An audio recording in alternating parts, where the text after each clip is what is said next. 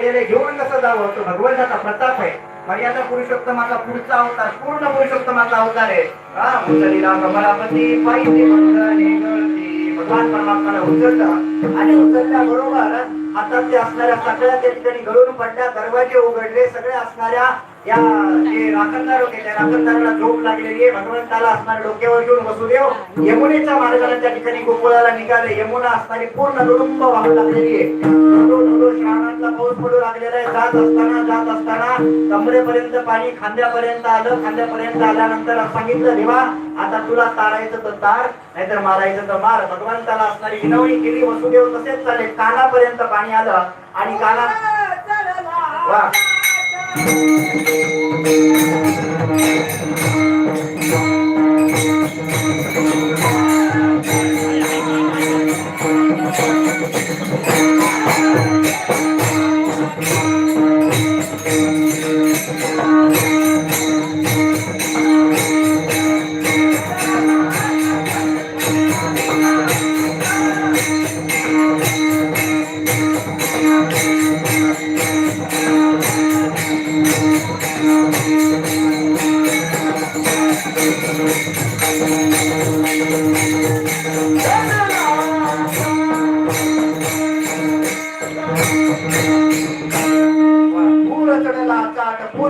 कानापर्यंत आला. कानापर्यंत आल्यानंतर भगवान परमात्माने काय केलं, टोपलीतून पाय बाहेर काढला आणि आपला जो अंगुष्ठ आहे तो अंगुष्ठ मातेला लावला, यमुना मातेला लावला. याच्या मागचे बहुला कारण आहेत, आपण नंतर ही असणारं पाणी पृथ्वी झालं. पाणी असणार दोन भागामध्ये विभागलं गेलं. नंतर त्या असणाऱ्या नंदाच्या घराला वसुदेव त्या ठिकाणी गेले.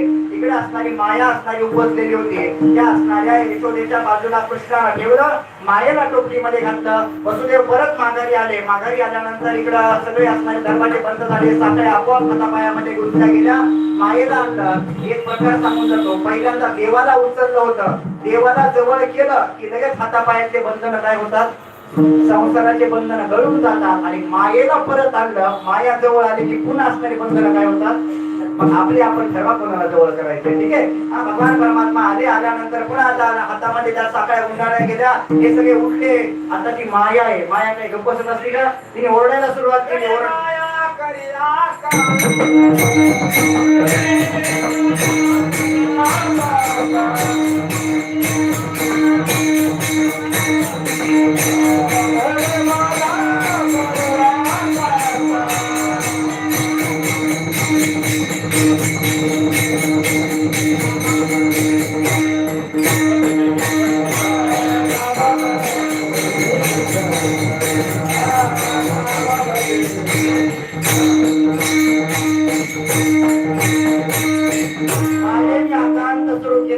राखणदाराने कंसाला सांगितलं, कंस पळत पळत आला. मायेला उचललं, गडगड फिरवला.